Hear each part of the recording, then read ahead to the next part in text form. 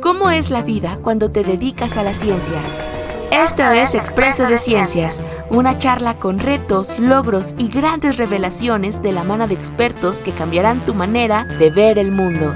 Expreso de Ciencias, tu boleto que transforma la ciencia en una aventura. Previamente en Expreso de Ciencias. Como tal, y conociendo a los miembros de nuestro departamento, ¿a quién te gustaría escuchar en un futuro programa? Pues a mí me gustaría escuchar a la doctora Isla, que trabaja cosas de nanotecnología para el área médica y para alimentos y varias cosas. Me gustaría escuchando. Y estar por ahí, pues vamos a invitarla, ¿no? Sí. Claro, venga. Perfecto, pues muchísimas gracias. Les damos la bienvenida a Expreso de Ciencias. En cada episodio conversamos con expertos que están a la vanguardia del entendimiento humano y nos adentramos en cómo este conocimiento transforma nuestra percepción del universo y moldea nuestra vida cotidiana. Grabando desde la UAM Coajimalpa, nos da mucho gusto que nos acompañen en cabina como entrevistadora invitada, la doctora María José Burguin. Hola a todos, buenos días. Aquí María José del Laboratorio de Ciudades en Transición de esta unidad. Excelente, muchísimas gracias. ¿Tú ya tienes experiencia en esta cabina? Pues no tanta, la verdad es más bien del otro lado más que de este, así que bueno, va a ser la primera vez que esté aquí grabando.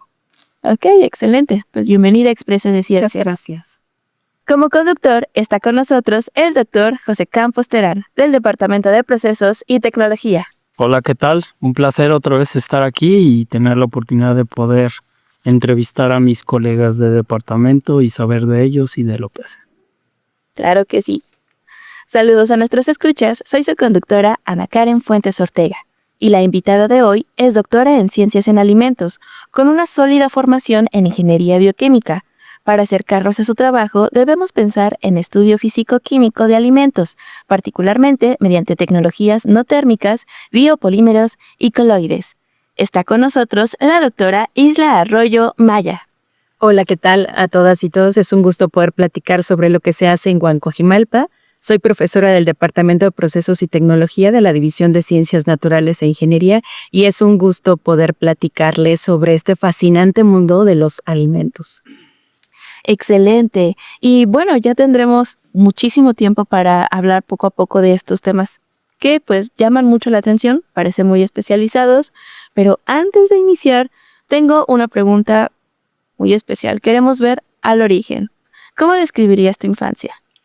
Fui una niña que creció en un pueblito muy pequeño del estado de Michoacán, en México, y tuve mucha libertad. Mis padres son profesores de educación básica de primaria. Y bueno, pues tenía como muchos recursos para jugar y explorar y los libros de ciencias naturales.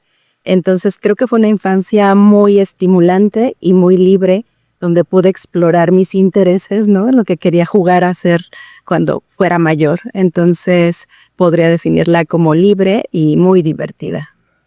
Ok, un gran contraste, pues nacer en la provincia o más bien fuera de la capital y de repente llegar a la capital es un cambio. Totalmente, sí.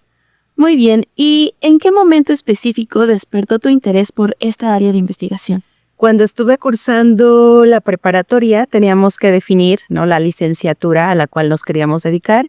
Hicimos una búsqueda con mi familia y encontramos una licenciatura bastante interesante, Ingeniería Bioquímica. Y dentro de esto hablaban de cosas como farmacia, como alimentos, como industria. Y a partir de ahí dije, creo que la producción de alimentos, dado que vengo de una población campesina que produce alimentos, pues me pareció bastante interesante, ¿no? Cómo poder mejorar esto de producción de alimentos y qué más se podía hacer en este campo. Y ahí inicia la historia en el desarrollo de este camino. Oye, Isla, ¿y a ti te gusta cocinar? ¿O de dónde vino? O sea, entiendo que me dices que vivías en un pueblito y producían alimentos, pero pues a lo mejor había algo más. Sí, toda mi familia, mis abuelas, siempre crecí viéndolas cocinar y preparar todo desde cero, como dicen ahora, ¿no? Entonces sí, me gusta cocinar, cocino, incluso hasta para mis perras. tengo 2 perras, entonces también cocino para ellas. Es algo que disfruto hacer, sí. Muy bien. De acuerdo. Oye, ¿y en qué pueblito creciste de Michoacán? Es un pueblito que se llama Zacapu. Bueno, ahora ya es una ciudad un poco más grande. Hay una laguna, se llama Zacapu, Michoacán, y está muy cerca de la capital del estado, Morelia. Entonces, toda la infancia y hasta que pude estar ahí, viajábamos de Zacapu a Morelia, ¿no? Para las cosas importantes, trámites y cosas así. Pero sí está ubicado, está un poco alejado, pero está cerca de la capital, entonces teníamos lo suficiente. Qué bueno, sí conozco porque viví durante 8 años en Morelia, entonces para eso quería decir, ahí quería saber dónde habías vivido. Sí. Sí, y digamos, cómo fue ese pasaje de la vida de provincia a la vida universitaria y luego a la vida académica? ¿Cómo nos contarías ese tránsito? Ese fue un tema pues difícil, porque yo nunca había salido de casa. Me fui de casa a los 17 años a vivir con unos tíos a la capital del estado, a Morelia, donde estudié la licenciatura. Entonces sí fue un cambio complejo. Digo, podía regresar cada 15 días, ¿no? Pero sí fue como salir de casa materna a estar con otras costumbres. Fue una familia también muy muy amable, muy cariñosa. El cambio no fue tan abrupto, pero pues yo sin haber tenido una experiencia previa, sí lo sentí un poco difícil, y fue así el primer año. Ya después empecé a hacer amigos, y bueno, pues la cosa fue muy divertida durante la universidad. Creo que donde se generan amistades muy, muy bonitas y duraderas. Sí, yo te quería preguntar justo, como que si hay algún momento en ese proceso que creo que a los estudiantes les puede venir bien también esta experiencia. Mucha gente viene aquí de fuera a estudiar, ¿no? Algún momento particularmente intenso, por lo bueno o por lo no bueno, que recuerdes en tu formación. Creo que el primer año de la universidad siempre es como lo más complicado, porque uno se empieza a adaptar a las nuevas rutinas. También tener en cuenta que pues empieza la educación profesional, ¿no? Tenemos más responsabilidades y tenemos que pues tomarnos en serio para lo que nos vamos a dedicar. Creo que eso fue como que me cayera el 20 de ahora soy universitaria y voy a tener una responsabilidad de estudiar una licenciatura. Y porque nos decían, ¿no? O sea, ustedes van a estudiar una licenciatura, estudié en el Instituto Tecnológico de Morelia, es un instituto público. Entonces nos decían siempre, y tienen que retribuir a la sociedad, ¿no? O sea, tienen que aprender y ser excelentes profesionales para que puedan retribuir. Entonces, como que sentir esa responsabilidad fue difícil, fue complejo, pero creo que me dio como fuerza y seguridad para poder continuar. Sí, es un cambio bastante interesante, y es como en una edad que uno tiene 17, 18 años, 19, ¿no? Entonces sí es como, en serio ya voy a ser profesional. Oye, Islia, y ya una vez que estabas estudiando, dices que de repente descubriste esta licenciatura de ingeniería bioquímica. Sí. Y después viniste a la Ciudad de México, ¿no? A hacer tus estudios de posgrado. No es fácil, ¿no? De repente tomar la decisión, y bueno, sabemos que en nuestro país todavía no tenemos esta equidad. Como mujer, tomar la decisión de dedicarte a la investigación. ¿Por qué no trabajaste? ¿Llegaste a trabajar? ¿O fue una decisión, a lo mejor, reflejo de tus padres, decir, me voy a dedicar a buscar la educación, la investigación? ¿Qué retos has obtenido en eso?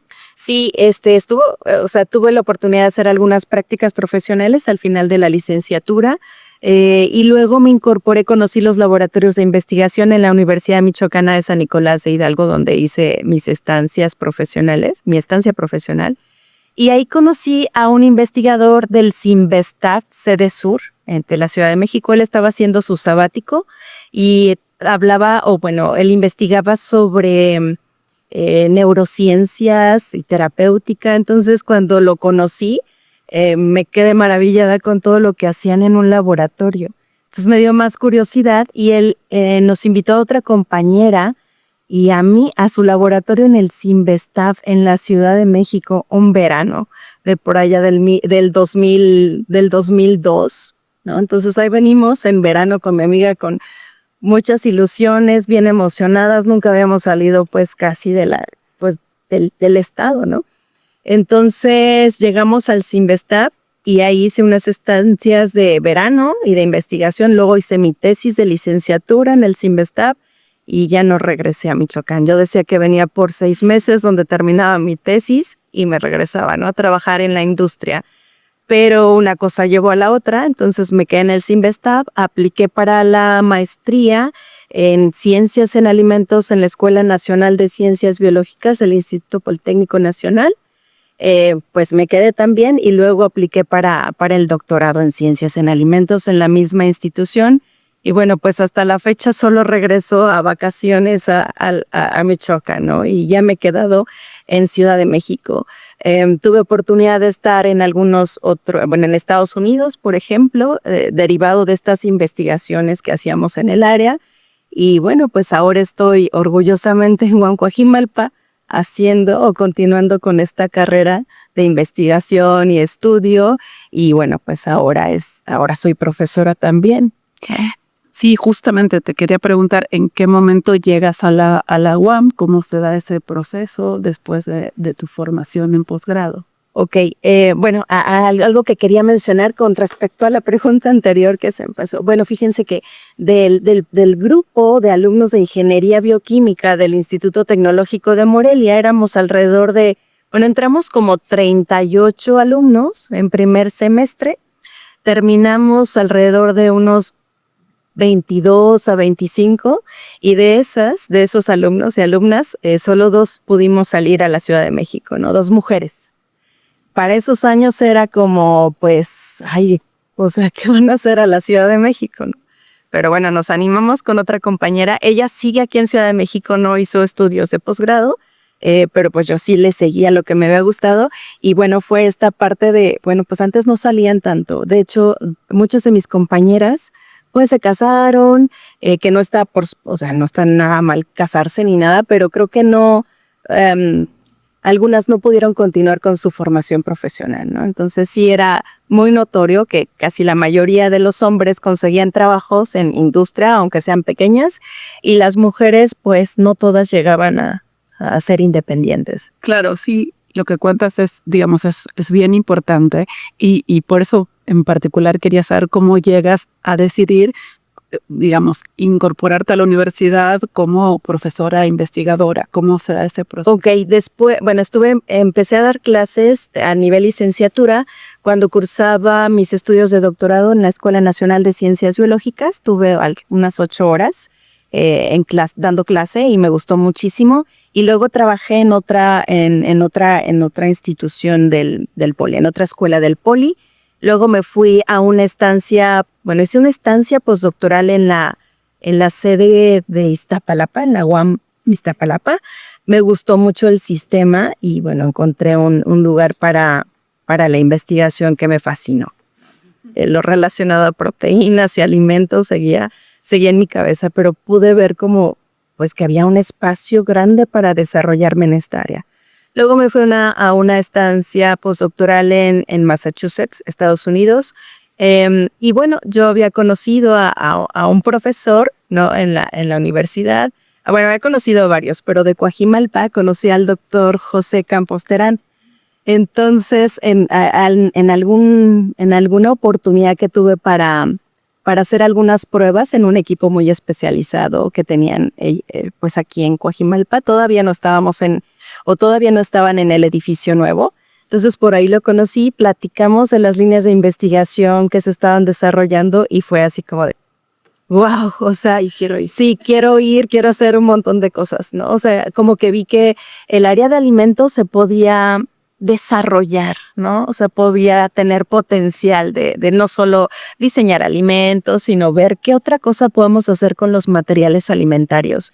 Y entonces pues hice todo lo posible, lo contacté, en ese momento había alguna oportunidad de entrar como profesora, digamos, curricular, luego fui profesora visitante, pero sí me encantó el trabajo y pues me quedé hasta la fecha 10 años desde esa primera vez, entonces pues aquí sigo.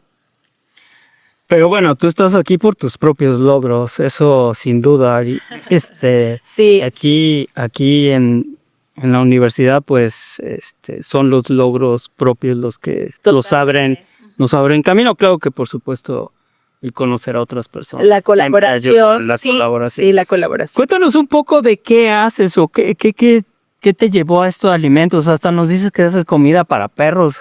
¿Utilizas la ciencia que sabes en lo que le preparas a tus perros? A lo mejor yo también te voy a pedir Yo también tengo 4 perros.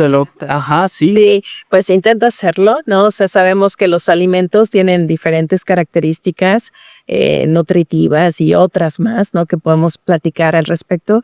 Entonces sí, uso algo del conocimiento, por ejemplo, para la selección y combinación de los nutrientes, ¿no? Entonces, eso es importante conocerlo. Todos en la sociedad pues comemos afortunadamente, ¿no? Tal vez más de una vez al día, y creo que el área de alimentos es un tema que deberíamos conocer y platicar y discutir, ¿no? Como sociedad, como consumidores. Justo recién ahora que dijiste así como un poquito que había otras características más allá de la nutrición en el tema de los alimentos, me pareció que decías, ¿los quisieras mencionar algo? Me parece muy interesante. Sí, los alimentos no solo sirven para nutrirnos, sino que se pueden hacer incluso materiales a partir de estas moléculas tan interesantes, ¿no? Por ejemplo, en el laboratorio del Departamento de Procesos y Tecnología trabajamos con muchas proteínas de origen alimentario, por ejemplo, proteínas del suero de leche, incluso proteínas del maíz, que pueden servir para fabricar materiales diminutos en escala nanométrica. Sabemos que un nanómetro es la 1.000.000.000ª parte de un metro, entonces podemos hacer estructuras muy pequeñas para encapsular o atrapar, por ejemplo, vitaminas, antioxidantes, todas estas cosas que nuestras abuelitas siempre nos decían que debíamos incorporar a nuestra dieta, ¿no? A comer. Entonces hacemos materiales, se llaman materiales nanoestructurados, ¿no? Por sus dimensiones particulares, y también se pueden utilizar otras moléculas, como por ejemplo los carbohidratos o los polisacáridos para construir bioplásticos, ¿no? Derivado del gran problema que tenemos de los plásticos basados en petróleo, que son sumamente necesarios, pero bueno, hay otras opciones también para fabricar este tipo de materiales. Ok, entonces eso me llama a preguntarte, ¿cuál tema consideras que es como más mediático dentro de tu disciplina, ¿no? Porque ahí hay muchos elementos de lo que estás comentando, ¿no? El tema de los plásticos, Los materiales nanoestructurados. Exacto. Creo que en los últimos años me ha gustado mucho hablar, investigar, conocer sobre cómo va a ser la alimentación, por ejemplo, en los próximos 20 años. Es decir, vamos a tener suficiente comida para todos los humanos en este planeta, y es que pues ya es una realidad, ¿no? De que los sistemas alimentarios que tenemos, tal vez deberíamos reflexionar sobre ellos y ver qué otras opciones hay, ¿no? Sabiendo que de los alimentos podemos sacar no solo nutrimentos, sino materiales bastante interesantes, sería importante repensar o reflexionar sobre, así como consumidores, ¿no? Hacia dónde nos estamos dirigiendo en esto de obtener alimentos y cómo procesarlos. Y qué otras alternativas hay, ¿no? De estos para producirlos. Ok. Tú trabajas un área que es muy especial porque por un lado está pues es una necesidad primaria, ¿no? Que es el alimentarnos, pero también por otro lado está el asunto de que se generan muchos residuos. Solemos desperdiciar mucha comida, ¿no? Cierto. Yo vengo de un estado en donde los mangos y las papayas se quedan en el piso, y sin embargo hay otros lugares en donde no hay alimentos. Entonces, ¿cómo ves tú esto? ¿Cómo ves tú que tenemos una nueva licenciatura que es ingeniería biológica? Tú eres muy buena maestra, el alumnado te quiere muchísimo. ¿Qué le impregnas a estos alumnos para ver o solucionar estos grandes problemas de nuestro país? Sí, justamente es una gran responsabilidad analizar con el alumnado que hay muchas fuentes de dónde se pueden obtener alimentos y que deberíamos de pensar que los residuos derivados de alimentos también son una fuente potencial para generar todos estos materiales de los que, una parte de los materiales que hemos mencionado. Con ellos, la idea es mostrarles todo el potencial que tienen los desechos agroalimentarios, ¿no? Por ejemplo, nos ponemos a hacer ejercicios de ingeniería de alimentos. Tenemos una UEA que se llama Seminario en Ingeniería de Alimentos y podemos ver algunos temas, por ejemplo, producción de jugo de naranja, ¿no? Entonces podemos analizar con los alumnos, bueno, obtenemos el producto que queremos, pero con lo que queda, ¿qué otra cosa podemos obtener, no? Y empezamos con una lluvia de ideas y que ellos, bueno, investiguen y reflexionen sobre qué más podemos utilizar de esos residuos agroindustriales. Les platicamos también algunos ejemplos, ¿no? de economía circular donde pueden aprovechar pues totalmente los recursos, las materias primas. Y es un trabajo muy interesante porque cuando ellos descubren que se pueden hacer mucho más cosas a partir de la basura, ¿no? Es muy motivante para ellos y empiezan a generar sus propios proyectos, ¿no? O imaginarse qué podrían hacer. Y bueno, la licenciatura en Ingeniería Biológica les permite tener las herramientas para pensar en ese tipo de desarrollos, ¿sí? Está muy bien. Y te quería preguntar un poco, digamos, conectado con eso, ¿de dónde sacas inspiración para tu investigación? O sea, en qué entorno hay ideas que vienen y nutren lo que haces aquí en la universidad? Esa es una muy buena pregunta. Sí, bueno, las ideas surgen de varios lados. Y la comida de perros. Sí, he visto, incluso tenemos un proyecto, ¿no? de comida de perros con proteínas de grillo, ¿no? A partir de otras fuentes que causó mucha discusión entre algunos veterinarios, ¿no? Que decían que no era tan buena, pero vimos que sí era buena. Viene del mundo científico global, o sea, como profesores y profesoras, creo que estamos siempre como leyendo, buscando información para los alumnos, para nuestras clases. Entonces, pues en toda esa búsqueda y ese material que está alrededor del mundo podemos encontrar las ideas y esas ideas están ahí y cuando vemos las necesidades locales o nacionales, por ejemplo, pues se van gestando este tipo de proyectos, ¿no? O sea, de que, por ejemplo, en México, ¿no? Está envejeciendo la población, ¿sí?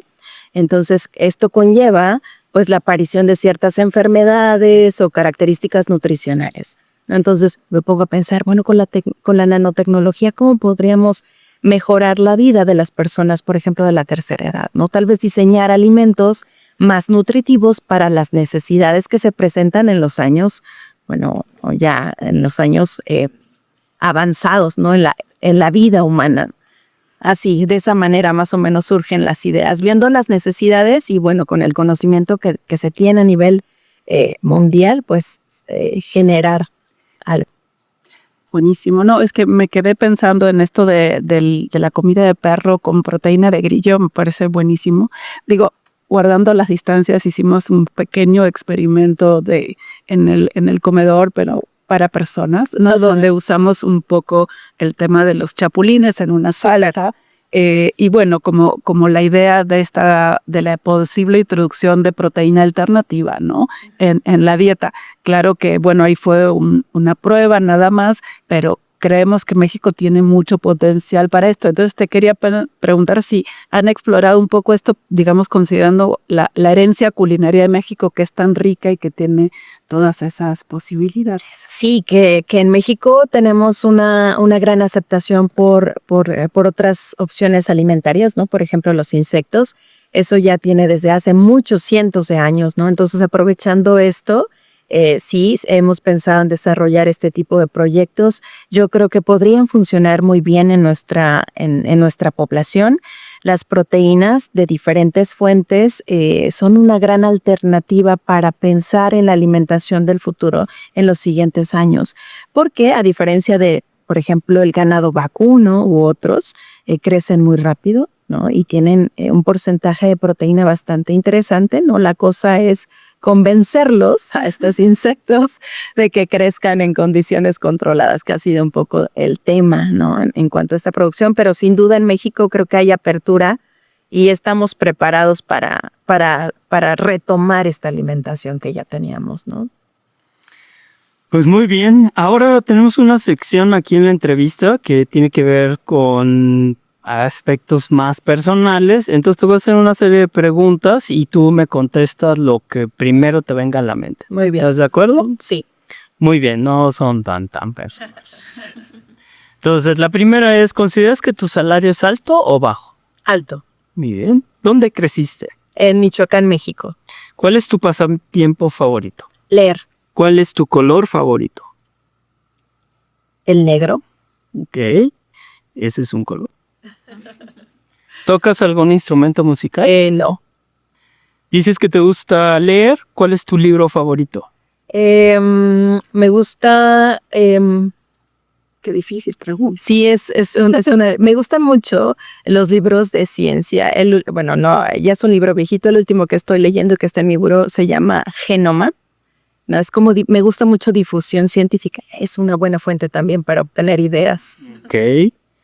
¿Tienes algún cantante o grupo favorito? Me gusta Shakira. Muy bien.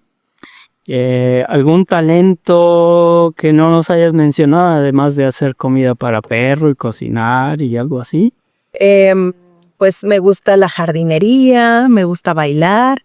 Estudié danza contemporánea varios años.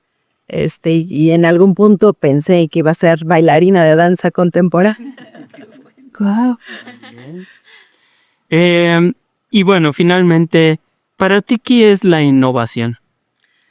Ok, la innovación es generar productos, servicios con un valor agregado que venga, o sea, que pueden ser, no sé, prototipos o productos que, aunque sean de materiales convencionales, pueden generar un nuevo uso o pueden distribuirse para ciertas características, ¿sí? Nos permite reinventar. Y bueno, sí, acá pensando un poco hacia la comunidad, ¿no? También, ¿qué consejo le darías a quienes están terminando su preparatoria y están interesados por este campo del conocimiento?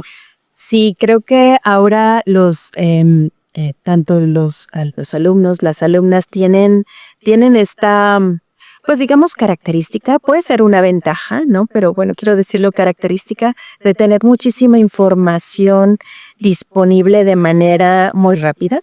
Entonces, creo que si se sienten atraídos por cierto campo de estudio, pues pueden utilizar muy bien, ellos van a utilizar muy bien las nuevas generaciones, ¿no? Las redes sociales para investigar sobre algún tema en específico. Hay herramientas que pueden fungir perfectamente como lo hacían nuestros, digamos, consejeros estudiantiles de la prepa, ¿no? Orientadores vocacionales y demás. Y algo importante es que creo que también está la apertura de acercarse a las instituciones como la Universidad Autónoma Metropolitana, o sea, venir a visitarnos. Hay estancias de verano, por ejemplo, ¿no? Hay eventos para alumnos de bachillerato o de pregrado que pueden, o sea, los alumnos son bienvenidos en la universidad cuando están decidiendo qué licenciatura van a estudiar y para siempre, ¿no? O sea, una vez que uno entra a la universidad, es difícil alejarse de ella, ¿no? Aunque uno ya trabaje y haga otras cosas, pero siempre está ese espacio, ¿no? Para aprender, para expresarse. Es un espacio que tiene que ser seguro para todas y todos. Entonces, yo creo que acercarse a las universidades, utilizar las redes sociales.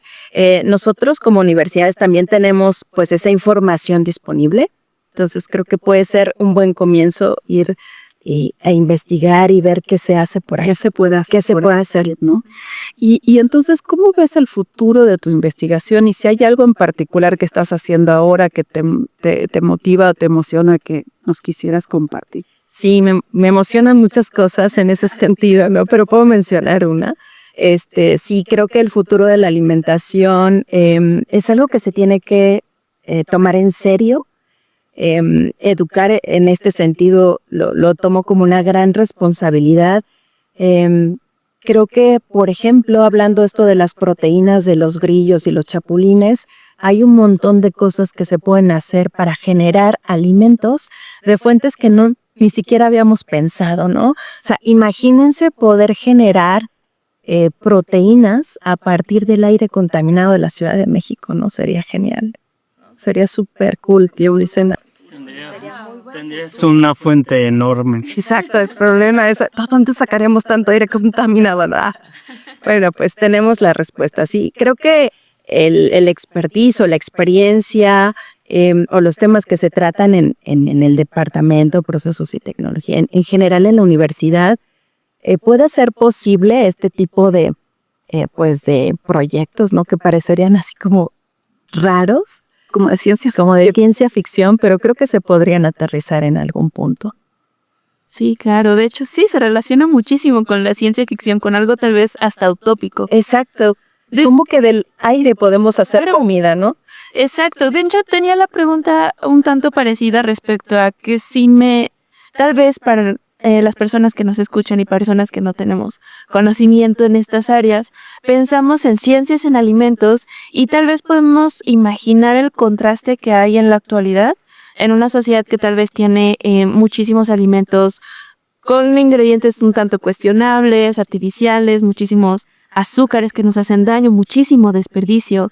Entonces, ¿cuál es el panorama de las ciencias en alimentos en esta realidad? ¿Hay soluciones, propuestas? ¿Qué nos puedes comentar? Sí, en principio sí hay soluciones y es un gran trabajo el que queda por delante, ¿no? O sea, tenemos que tener responsabilidad como consumidores, las empresas también deberían tener su parte de responsabilidad, el gobierno, por supuesto, ¿no? Las universidades educando.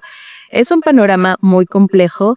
Como bien lo mencionas, la industria alimentaria pues ofrece muchos productos que no son del todo saludables. Se han generado estrategias, por ejemplo, los sellos, ¿no? De los 4 sellos del mal, ¿no? Que dicen y que nos orientan un poquito, pero creo que el trabajo, al menos aquí en México, todavía queda mucho por hacer, ¿no? En legislación, en informar a la población sobre lo que hay que comer y que no, o lo que es deseable comer y lo que no.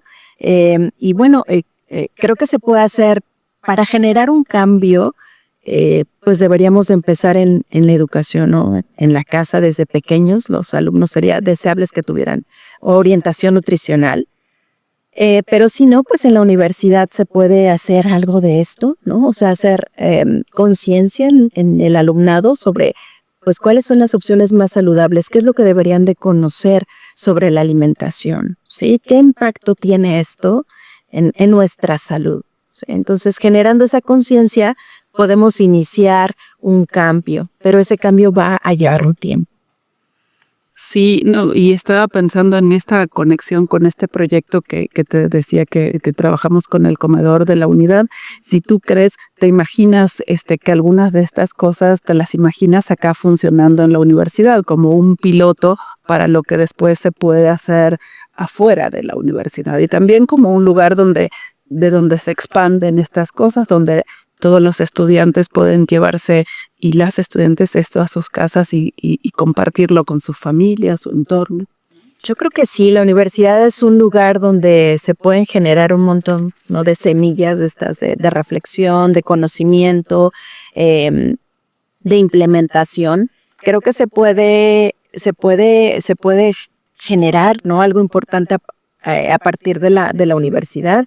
Yo sí estoy muy segura de que estas nuevas alternativas alimentarias pueden funcionar y sería una gran idea tratar de buscar los mecanismos para implementarlos pues en esta casa de estudios y que esto pueda trascender los muros, ¿no? Y que se pueda retomar en un espacio más amplio. Yo creo que se podría hacer. Está bueno. Por ahí lo podemos intentar. Sí, pues sigamos trabajando en ese sentido. Bueno, y yo nada más quería hacer una reflexión pensando un poco en lo que se mencionaste un poco de que México tiene una vasta fuente de alimentos Y regresando un poco a lo que decías de tus abuelitas, yo también tuve la fortuna de tener una abuelita cocinera. ¿Y qué opinas tú de esto de regresar a ciertos componentes más naturales, a procesos más tradicionales, pero también pensando que somos 130 millones de personas y que pues tampoco vamos a tener a todas las abuelitas trabajando para nosotros, ¿verdad? Mi hija una vez me preguntó si los frijoles en lata los hacían las abuelitas, ¿no? Y le dije, yo bromeando le dije, sí, tienen un montón de abuelitas. Y luego tuve que trabajar mucho para quitarle la idea, pero bueno, ¿qué opinas de eso? Sí, sin duda, una de las tendencias más importantes para los siguientes años en el área de alimentos es esto de las etiquetas limpias. ¿Qué quiere decir? Bueno, no tener como tantos moléculas complejas sintéticas, ¿no? Sino retomar las cosas que hay en la naturaleza. Eso ya es una realidad, ¿no? La industria se está viendo, está haciendo lo suyo, ¿no? Para tratar de mejorar en ese aspecto, aunque es un poco difícil, ¿no? Sabemos que los aditivos sintéticos son muy importantes para la seguridad alimentaria. Sin embargo, creo que se puede llegar a un equilibrio en ese sentido, ¿no? O sea, poder tal vez utilizar pigmentos naturales que cada vez son más frecuentes en la industria y bueno, ir desplazando un poco los pigmentos o los colorantes sintéticos que, bueno, hay cierta evidencia. Hay estudios, aún no son tan concluyentes para la mayoría, ¿no? Pero se dice que algunos colorantes, por ejemplo, pueden causar ciertas enfermedades, ¿no? Entonces, creo que en ese sentido, los consumidores han presionado bastante a la industria para que estén limpiando las etiquetas y nos den opciones de aditivos alimentarios más saludables y tal vez más sustentables.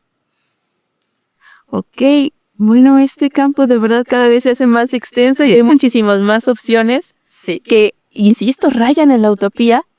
Y no dudo que nuestros escuchas también, varios estén interesados en involucrarse en este campo. Ya lo preguntábamos acerca de consejos para personas que apenas están saliendo de la preparatoria.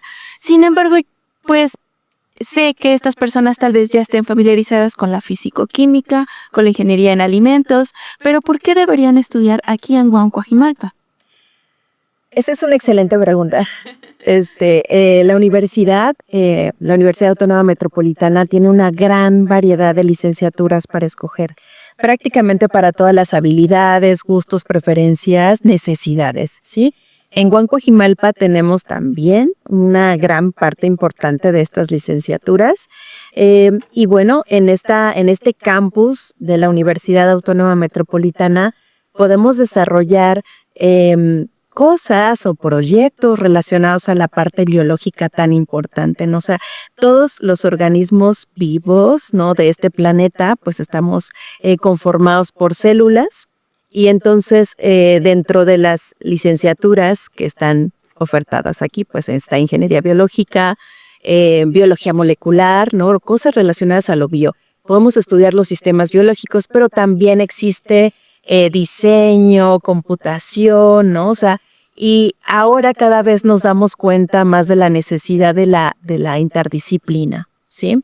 Entonces, la unidad Coajimalpa de la UAM representa una gran alternativa, una gran opción para estudiar de esta manera, ¿no? Desde la interdisciplina, la multidisciplina, cosas fascinantes como las matemáticas, los sistemas biológicos, el diseño, las ciencias sociales, ¿no? Creo que aquí pueden encontrar muchísimas cosas interesantes para el futuro, ¿no? Para el futuro que nos espera, que ojalá sea bueno, ¿no? Que tenemos la responsabilidad de hacerlo bueno para nosotros. Haremos lo posible. Te quería preguntar también, pensando en que este expreso de ciencias continúa y que, bueno, habrá futuros episodios, ¿a quién te imaginas aquí en tu lugar? ¿A quién te gustaría tener aquí de invitada, de invitado?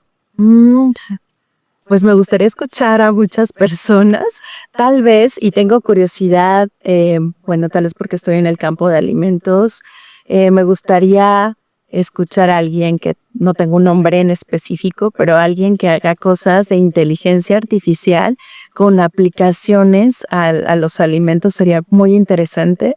¿no? Porque, o sea, ¿qué tiene que ver tal vez una papa con una computadora o algo así, ¿no? Pero tiene mucho que ver.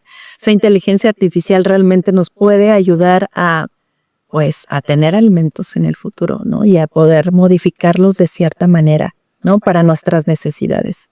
De acuerdo. Tienen un desafío para buscar esa obra. Sin embargo, ese desafío sí lo aceptamos, pero queremos un nombre. Necesitamos una persona específica para... De nuestro departamento, ¿a quién te gustaría? De nuestro departamento. Del Departamento de Procesos y Tecnología, ¿a quién te gustaría que se sentara aquí a platicar? Bueno, nosotros todavía no hacemos tanto de inteligencia artificial, pero del Departamento de Procesos y Tecnología puede ser una buena opción. Pues, ¿quién sería? Alguien que haga cosas como, fíjense, hablando de esto de los alimentos y opciones saludables, está todo este mundo de los alimentos fermentados que siempre hemos consumido, pero que ahora se están como popularizando más gracias a las redes sociales. Y tenemos como varios profesores y profesoras que están involucradas en este sentido, generar y estudiar pues los alimentos fermentados, ¿no? Y así retomarlos de qué tan beneficiosos son. Ya sabemos que son beneficiosos, pero estudiar realmente cómo es este mecanismo y cuáles son las alternativas para fabricar estos alimentos podría ser interesante. Entonces estoy pensando en la doctora Sylvie Leborn, la doctora Dolores Reyes, ¿no? Que pueden ser como pues bastante interesante de escuchar su perspectiva, ¿no? Seguro que sí, seguro que sí. Así que bueno, ahí tienen un par de nombres ya Claro que para sí. próximos episodios. Sí es. Así es, y les haremos llegar la invitación. Y impresionante que este episodio se me haya ido tan rápido de las manos. Ya cuando me di cuenta ya estábamos pues a punto de concluir. Y bueno, antes de despedirnos yo quisiera preguntarles qué les pareció esta experiencia. Bueno, es mi primera vez aquí como entrevistadora y de este lado de la cabina y a mí me gustó mucho. La verdad me parece que es una manera como muy fresca de conocer a las personas que trabajan en la universidad, donde podamos conocer un poco más de su vida, ¿no? Si no, luego a veces los tiempos por el trabajo no dan esta oportunidad. Así que creo que abre las posibilidades para todas quienes están escuchando. Muchas gracias. Maravilloso. Sí, es un espacio maravilloso para poder platicar un poquito de lo que hacemos y cuáles fueron nuestras motivaciones. Les agradezco esta oportunidad, ¿no? Y bueno, o sea, las colaboraciones, ¿no? Ver, o sea, conocer quién hace qué es muy enriquecedor y es un buen inicio para poder pensar en futuras colaboraciones, este espacio. Y bueno, dar a conocer lo que hacemos en la universidad, que hacemos muchísimas cosas, tanto que a veces nos olvidamos de contarle al mundo, ¿no? ¿Qué es lo que estamos haciendo? Muchísimas gracias por esta grata experiencia. Muchísimas gracias por asistir. Excelente tener esta coincidencia también porque entiendo que se desarrollan en campos pues similares, con iniciativas similares, y además la coincidencia de Michoacán. ¿Ya se conocían? Un poquito. Sí, o sea, hemos coincidido en eventos y así, pero bueno, no hacer una mesa plática. Claro, siempre estamos a la carrera, entre clase y cosas. Claro. Es más complicado. Ok, así ocurre, pero bueno, Ahora ya estamos acá, sí. Así es. así es. Excelente que Expresa de Ciencia sea este centro de reunión para nuestros investigadores, para nuestros profesores. Y eso está excelente porque en este programa nos encanta hablar de ciencias. Compartimos descubrimientos, investigaciones y avances conversando con mentes expertas. Notamos cómo la ciencia cambia el entendimiento del universo y la vida diaria. En cabina, escucharon a la doctora Islia Arroyo Maya. Hasta luego, muchísimas gracias y saludos y los esperamos en Guam, Coajimalpa. Excelente. Como entrevistadora a la doctora María José Burguín. Igual que estén muy bien y nos vemos en el próximo episodio. Bueno, nos escuchamos. Claro. Como conductor al doctor José Campos Terán. Muchas gracias, un placer estar aquí. Como siempre es ilustrador escuchar a las colegas y saber un poco más de ellas y saber que una investigadora, un investigador sigue siendo una persona y que eso es lo quizá más importante. Entonces, pues muchas gracias y nos vemos en el siguiente episodio de Expreso de Ciencias. Así es. También agradecemos al equipo técnico que se encuentra al otro lado de la cabina y a ti que nos estás escuchando.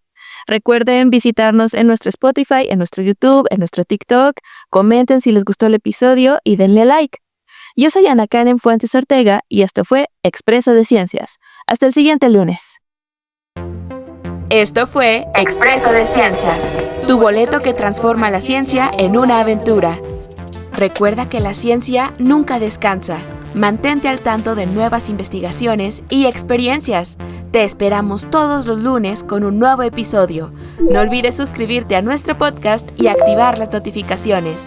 Expreso de Ciencia es una producción de One Podcast.